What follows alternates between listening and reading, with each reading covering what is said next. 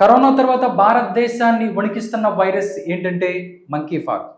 అసలు ఈ monkey pox ఎలా వస్తుంది, లక్షణాలేంటి, వరల్డ్ హెల్త్ ఆర్గనైజేషన్ ఎందుకు ఎమర్జెన్సీని ప్రకటించింది? ఈ విషయాలు మనతో మాట్లాడడానికి దుర్గాప్రసాద్ మాస్టర్ గారు ఉన్నారు. మాస్టర్ గారితో మాట్లాడదాం. నమస్కారం మాస్టర్ గారు. నమస్కారం రాధాకృష్ణ గారు. సార్, మళ్ళీ కొన్ని రోజుల తర్వాత మళ్ళీ మాట్లాడాల్సిన పరిస్థితి మాస్టర్ గారు. అంటే అసలు మంకీ ఫాక్స్ గురించి ప్రజలందరూ కూడా భయాందోళనలో ఉన్నారు. అసలు ఏంటి అంటే చాలా మంది చెబుతున్నారు ఒంటి మీద పొక్కులు వస్తాయి, దాని తర్వాత చాలా ఇబ్బందికర పరిస్థితులు వస్తాయని చెప్పంటారు. ఏం చెప్తారు సార్ ఈ మంకీ ఫాక్స్ గురించి? ఇది మన భారతదేశంలో ఆటలమ్మని లేకపోతే పొంగు చూపిందని మన వాళ్ళు చిన్నప్పుడు ఇవన్నీ వచ్చినాయండి. అవును, ఇవన్నీ కూడా మన వాళ్ళు ఫేస్ చేశారు. ఇవి అంటే ఈ వైరస్ ఇది మంకీ పాక్స్ కాదు, మంకీ పాక్స్ వేరు. ఇది ఆఫ్రికా దేశాల నుంచి ఇది వచ్చిందండి. అది యాక్చువల్గా ఏంటంటే జంతువుల నుంచి వచ్చిందన్నమాట. ఇది ఆ కంట్రీలో, ఇది ఆఫ్రికన్ కంట్రీస్ లో. Okay sir. అక్కడి నుంచి ఎవరికి ఎఫెక్ట్ అవుతుందంటే ముఖ్యంగా టీనేజర్స్కి. ఇప్పుడు మీరు తీసుకున్నాం అనుకో, మన ప్రీవియస్ ఏ వచ్చింది మనకి మొత్తం ప్రపంచం అంతా సార్ కరోనా కదా, కరోనా వచ్చింది. ప్రపంచం అంతా దేంట్లో ఎక్కువగా పెద్దవాళ్ళని, చిన్నపిల్లలు ఏం చేయలేకపోయింది. అవును, పెద్దవాళ్ళని ఏదైతే అంటే ఆరోగ్య సమస్యలు ఉన్న వాళ్ళని ఎఫెక్ట్ చేసింది. అవునండి, లంగ్స్ ఎఫెక్ట్ అవటం. అవును, తర్వాత వాళ్ళ గుండె మీద ఎఫెక్ట్, తర్వాత ఈ తర్వాత కొన్ని సమస్యలు కూడా వచ్చి, అంటే ఒక్కసారి కరోనా వచ్చిందంటే మిగతా సమస్యలు ఏదైతే ఉన్నాయో అవి పెరిగిపోయే అవకాశం ఉంది. అంతకుముందు ఎవరికన్నా ఏదైనా కిడ్నీ ప్రాబ్లం అనుకోండి, ఇప్పుడు ఎక్కువ జరిగే అవకాశం ఉంటుంది. అవునండి, అదే సార్. అయితే ఇక్కడ ఏంటంటే మంకీ పాక్స్ గురించి మనం భయపడిన పని లేదు. ప్రస్తుతానికైతే కరోనా లాగా అంత భయంకరమైన ఉండకపోవచ్చు. ఇది ప్రస్తుతం ఏంటంటే వాళ్ళ అబ్జర్వేషన్ ఏంటంటే ఓన్లీ టీనేజర్స్కే, టీనేజర్స్ మీద ఎఫెక్ట్ ఎక్కువ. 18 ఏళ్ల వయసు లోపల వాళ్ళకి అయితే మనకు ప్రాబ్లం లేదంటారా? పెద్దవాళ్ళకి లేదనమాట. అని అలానే మనం అది నిర్లక్ష్యంగా ఉండకూడదు, నిర్లక్ష్యంగా ఉండకూడదు. అంటే prevention is better than cure. మనకు రాకుండా, అంటే ఇది ఒక మనిషి నుంచి ఇంకో మనిషికి వచ్చే ఈ వ్యాధి అనమాట. ఇది అంటువ్యాధి అనమాట. అంటే కొన్ని ఉంటాయండి, అవి అంటువ్యాధులు కావు. ఎయిడ్స్ అనుకోండి, అంటువ్యాధి కాదు అది. ఓకే, కాకపోతే ఏంటంటే కొన్ని లైంగిక సంబంధించిన ఏదైనా కార్యక్రమాలు చేస్తే తప్పకుండా అది ఎయిడ్స్ వస్తుంది. ఇది అలా కాదు, అంటువ్యాధి. ఇది ఒకళ్ళు టచ్ అయినా ఇటువంటి దాంట్లో మరి ఏంటి ప్రివెన్షన్ గా తీసుకున్నాం అనుకోండి మెథడ్స్. ప్రివెంటివ్ మెథడ్ తీసుకుంటే డెఫినెట్ గా దాన్ని తప్పించుకోవడానికి అవకాశం ఉంది. ఓకే, అయితే ఇక్కడ మనకి ఇది కూడా ఉందండి, వ్యాక్సినేషన్ ఉంది. దీనికి సంబంధించిన వ్యాక్సిన్ ఉంది. ఇవన్నీ కూడా ఉన్నాయి. దీనికి ముఖ్యంగా భయపడడానికి పని లేదండి. ఓకే, కాకపోతే ఎవరైనా సరే అండి, ఇది ఒకటే కాదండి రాధాకృష్ణ గారు, ఇదేమైనా సరే మనలో ఇమ్యూనైజేషన్ ఎప్పుడు పెంచుకోవాలండి.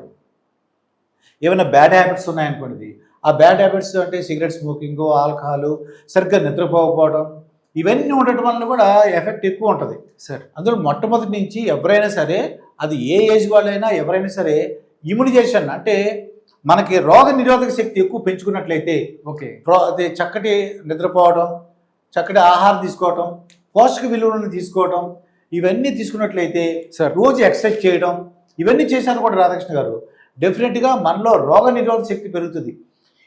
ఇది తప్పించుకున్నాం అనుకుని ఇంకోటి రావడానికి అవకాశం ఉంది. ఇది ఒకటే అని కాదు. ఫ్యూచర్లో ఏంటంటే ఈ పొల్యూషన్ వలన రకరకాల ఇండస్ట్రీస్ పెరిగినాయండి. పూర్వ జనరేషన్కి ఇప్పటికి పొల్యూషన్ పెరిగిపోయింది. అవును, అంటే కొత్త టెక్నాలజీస్, ఫుడ్లో కూడా మనకి ఆహార అలవాట్లో కూడా చాలా తేడా ఉంది. ఇందువల్ల జనాభా ఎప్పుడైతే పెరిగిందో ప్రొడక్షన్ కూడా పెంచాలి. ప్రొడక్షన్ పెంచాలంటే ఏంటంటే తొందరగా, అంటే కొన్ని కెమికల్స్ ఉపయోగించడం కానీ, ఓకే, తొందరగా అది ఎక్కువ ఈల్డ్ అంటే ఎక్కువ పంట రావడానికి కొన్ని మందులు ఉపయోగిస్తుంటారు. దానివల్ల కూడా ఇవన్నీ కూడా, అంటే జంక్ ఫుడ్ ఎక్కువ తీసుకోవడం వల్ల ఓకే రోగ నిరోధక శక్తి తగ్గిపోతుంది. దీనివల్ల చాలా ఎఫెక్ట్ ఉంది. కాబట్టి ప్రజలందరూ కూడా గమనించుకొని, అంటే కరోనా అంత భయపడక్కలేదు కానీ ప్రజలు మాత్రం జాగ్రత్తగా ఉండాలి. ముఖ్యంగా చక్కగా ఏ ఏజ్ వాళ్ళైనా సరే, 18 ఏళ్ళ లోపు వయసు వాళ్ళు కదా అని చెప్పేసి మిగతా వాళ్ళంతా కూడా నిర్లక్ష్యంగా ఉండమని కాదండి. అక్కడ ఏ వయసు వాళ్ళైనా ఎప్పుడైనా సరే, చిన్నపిల్లల దగ్గర నుంచి పెద్దవాళ్ళందరూ కూడా రోగ నిరోధక శక్తిని పెంచుకోవాలండి. ఓకే సార్, దీంట్లో కూడా చెప్తున్నారు. ఏం చెప్తున్నారంటే లక్షణాలు మనం చూసుకున్నట్టయితే, లక్షణాలు చికిత్స అంటే ఎంపాక్స్ సోకిన వారిలో తీవ్రమైనటువంటి జ్వరం కూడా వాళ్ళు ఉంటుందని చెప్తున్నారు. చాలా వరకు దానంతటి దాన్ని తగ్గిపోతుంది. ఇప్పుడు ప్రపంచం ముందు పెద్దగా కనిపిస్తున్న కొత్తదేం కాదు, అన్ని చికిత్సలు అందుబాటులో ఉన్నాయి కూడా దీంతో చెప్తున్నారు. అంటే ప్రజలు భయపడే అవకాశం ఉంది కాబట్టి దీనికి సంబంధించి చికిత్సలు కూడా అందుబాటులో ఉన్నాయి. బట్ కానీ జాగ్రత్తగా ఉండాలి అని చెప్పే ప్రయత్నం అనుకోవచ్చు ఇదంతా. అంతే కదా. మరి ఇప్పుడు అది వచ్చిందనుకోండి, ఆఫీస్ పనులన్నీ మానుకోవాలి, కుటుంబ సభ్యుల నుంచి దూరంగా ఉండాలి. ఆల్మోస్ట్ మీకు కరోనా ఎలా ఉందో అలాగే ఉంటుంది. ఓకే, మీకు దూరంగా ఉండటం, ఎవరి దగ్గరకు రాకూడదు, ఒక రూమ్లో ఉండటం, ఎవరికి అంటే ఇది అంటువ్యాధి కాబట్టి దూరంగా ఉండటం వల్ల పరిస్థితి ఏర్పడుతుందండి. మరి ఇవన్నీ డిస్టర్బెన్సే కదా. ఇది ముఖ్యంగా ఇంకో దేశం, ఇది ఎక్కడ మన దేశంలో కేరళ ఒక దగ్గర ఒక చోట, ఏదో రాజస్థాన్ ఒక దగ్గర అలా 1-2 కేసులు తప్ప మిగతా పెద్ద ఎక్కువ కేసులు ఏం లేవండి. ఇప్పటికైనా మనకి ఎయిర్పోర్ట్లో వాళ్ళు చాలా అలర్ట్గా ఉండి అటువంటి కేసులు ఐడెంటిఫై చేస్తే వాళ్ళని స్ప్రెడ్ చేయకుండా మిగతా చోట్ల వాళ్ళని వేరే, అంటే ఆఫ్రికన్ కంట్రీస్ నుంచి వచ్చే వాళ్ళ దగ్గర నుంచి మనం కొంచెం జాగ్రత్తగా ఉండాలి ఎయిర్పోర్ట్స్ లోని పరిస్థితి ఉందా? మన ఇండియా వాళ్ళు ఎవరన్నా ఆఫ్రికన్ కంట్రీస్ కి బిజినెస్ పని మీద కానీ ఉద్యోగ పరిస్థితి వెళ్తుంటే అక్కడ వాళ్ళు కూడా జాగ్రత్తగా ఉండాలి వాళ్ళు. ఓకే, అంటే దాంతో పాటుగా స్వీడన్, దాంతో పాటు పాకిస్తాన్ కూడా ఈ వైరస్ సోకింది అని కూడా తెలుస్తుందంటే. మళ్ళీ మనం ఓన్లీ ఆఫ్రికన్ కంట్రీసే కాకుండా ఏదైతే మిగతా స్వీడన్, పాకిస్తాన్ లాంటి వైపు అక్కడి నుంచి వచ్చే వాళ్ళతో కూడా కొంచెం ఎయిర్పోర్ట్ అవ్వచ్చు, మిగతా చోట్ల జాగ్రత్తగా ఉండాల్సిన పరిస్థితి ఉందంటారు. ఏమైనా వాళ్ళు ఎయిర్పోర్ట్ ఎక్కువగా ఇప్పుడు స్ప్రెడ్ అవ్వలేదు కాబట్టి మొట్టమొదటి నుంచే జాగ్రత్తలు తీసుకొచ్చాడు. ఎయిర్పోర్ట్ నుంచి అంటే విదేశాల నుంచి వచ్చేవాళ్ళు, ఎస్పెషల్ మీరు చెప్పిన పాకిస్తాన్ కానీ స్వీడన్ అంటే కంట్రీస్, అదేది ఆఫ్రికన్ కంట్రీస్ వచ్చేవాళ్ళు అందరూ కూడా చెక్ చేసి వాళ్ళలో వైరస్ ఉందా లేదా టెస్ట్ చేసి పంపించడానికి అవకాశం ఉంది. అలా చేస్తే మనం భయపడడం అవసరం లేదు. మీరు అన్నట్టు దడ కానీ ఏం అవసరం లేదు. దడ పుట్టిస్తున్న మంకీ పాక్స్.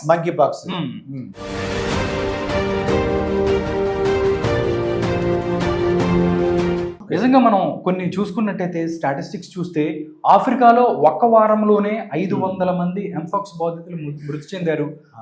వైరస్ ని కట్టడి చేసే వ్యాక్సిన్ ఆఫ్రికాలో పరిమితంగా ఉండటం మరింత భయాందోళనకి రేకెత్తిస్తుంది. అంటే రోజు రోజుకి మరణాలు పెరిగిపోతున్నాయంట. అత్యవసర పరిస్థితిని ప్రకటిస్తూ అంతర్జాతీయ సహాయం కూడా వాళ్ళు అడుగుతున్న పరిస్థితి. అంటే ఆఫ్రికన్ కంట్రీస్ అనగానే నార్మల్ గా కొంచెం అక్కడ ఆర్థికంగా వెనుకబడిన కంట్రీలు కాబట్టి ఇలాంటి సమస్యలు ఉన్నాయి, ఇలాంటి పరిస్థితి ఉందనుకోవచ్చా? వాళ్ళు ఆర్థికంగా వెనకబడి ఉన్నారు.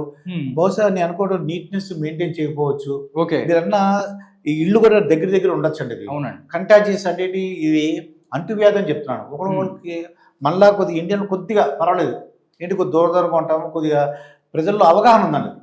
ఇండియన్స్ లో బాబు ఇలా జరుగుతున్న బాబు జాగ్రత్తగా ఉండాలంటే కొద్దిగా అవగాహన ఉంది ప్రజల్లో. మనం మొత్తం మంచిగా ఆర్గనైజేషన్స్ కూడా, మొత్తం సోషల్ ఆర్గనైజేషన్ అన్ని కూడా ఈ యొక్క అవేర్నెస్ తీసుకురావాలి ప్రజల్లో కానీ, స్కూల్స్లో కానీ, కాలేజెస్లో ఇవన్నీ కూడా అవేర్నెస్ తీసుకొచ్చాం అనుకోండి. అట్లీస్ట్ వాళ్ళకి తెలుస్తుంది ఏమని. ఇది ఒకటే కాదు రాధాకృష్ణ గారు, మనం ఎప్పుడు కూడా ఫ్యూచర్లో ఇంకా వైరస్ వేరియంట్స్ వస్తాయండి. ఇప్పుడు మంకీ పాక్స్ వచ్చింది కదా అని చెప్పేసి దాన్ని ఏదో రిలాక్స్ అనుకోండి, దీన్ని మళ్ళీ దాని కొత్త వేరియంట్స్, ఇది రకరకాల, ఓహో దీనికి వ్యాక్సిన్ కనిపెట్టారని చెప్పేసి అది దాని యొక్క రూపాన్ని మార్చుకొని ఇంకొక రూపంలో రావడానికి అవకాశం ఉంది. ఎప్పటికైనా ఈ మానవాళికి తప్పదండి, ఏదో ఒకటి వస్తున్నా ఉంటుంది. దానికి తగ్గ నిర్మూలన చర్యలు ఏమిటంటే మనం కూడా హైజీన్గా ఉండాలి. అంటే మన పరిసరాలు పరిశుభ్రంగా ఉండాలి. అలాగే మనం కూడా అంటే ఫుడ్ విషయం తీసుకోవాలి, ఎక్సర్సైజ్ చేయాలని చెప్పాను మీకు. అలాగే పర్సనల్ హైజీన్, మన పర్సనల్ కూడా హైజీన్ మెయింటైన్ చేయాలన్నమాట. ఓకే, తప్పకుండా ఇవన్నీ చేసినట్లయితే డెఫినెట్ గా మన ఇండియాని ఏమి చేయలేదని నా ఉద్దేశం అండి. ఓకే, తగిన జాగ్రత్తలు తీసుకుంటే ఏదైతే ఎంపాక్స్ లాంటి వాటిని మనం నిర్మూలించుకోవచ్చు. ఎందుకంటే దానికి సంబంధించి హైజీన్ గా ఉండటం, మంచి ఫుడ్ తీసుకోవటం, దాంతోపాటు ఏదైతే ఎవరైతే అలాంటి లక్షణాలు కనిపించిన వారికి కొంచెం దూరంగా ఉన్న పరిస్థితి కూడా మనం జాగ్రత్తగా, అంటే చాలా మంది ఆఫ్రికన్ కంట్రీస్ నుంచో లేకపోతే మిగతా దేశాల నుంచి ఎంపాక్స్ కి సంబంధించి వాళ్ళు ఎంటర్ అవుతున్న పరిస్థితి. బట్ జాగ్రత్తగా ఉండాల్సిన పరిస్థితి ఉంది. ఎందుకంటే ఆఫ్రికన్ కంట్రీస్లో మరణాల సంఖ్య వాళ్ళు అక్కడ ఎక్కువ ఉన్నప్పటికీ కూడా మనం ఇండియాకి సంబంధించి మనం చూసుకున్నట్టయితే కొన్ని మంచి ఉన్నాయి కాబట్టి దానికి సంబంధించి హైజీన్గా ముందుకెళ్ళాలి, మంచి ఫుడ్ తీసుకోవాలి. దాంతోపాటు జాగ్రత్తలు తీసుకున్నట్టయితే ఎంపాక్స్ని సంబంధించి మనల్ని రక్షించుకోవచ్చు. దాంతోపాటు ఎలాంటి లక్షణాలు ఉన్నాయి అంటే మీ ఒంటి మీద దద్దుర్లు వచ్చినాయి ఏంటంటే అది మంకీ పాక్స్ అని కాదు. దాంతోపాటు జ్వరం వచ్చిందంటే తీవ్ర జ్వరం ఉందంటే అదే మంకీ పాక్స్ అని కాదు. దానికి సంబంధించి మీరు ఇలాంటి లక్షణాలు ఏదైనా ఉంటే మీరు వెంటనే డాక్టర్ని కన్సల్ట్ చేయండి. ప్రతి జ్వరము మంకీ పాక్స్కి సంబంధించింది కాదు, లేకపోతే దద్దుర్లో లేకపోతే బాడీకి సంబంధించిన ఏదన్నా చిన్న అలర్జీస్ వస్తే మీరు మంకీ పాక్స్ ఉందని చెప్పి భయపడాల్సిన అవసరం లేదు. వెంటనే డాక్టర్ని కన్సల్ట్ చేయండి.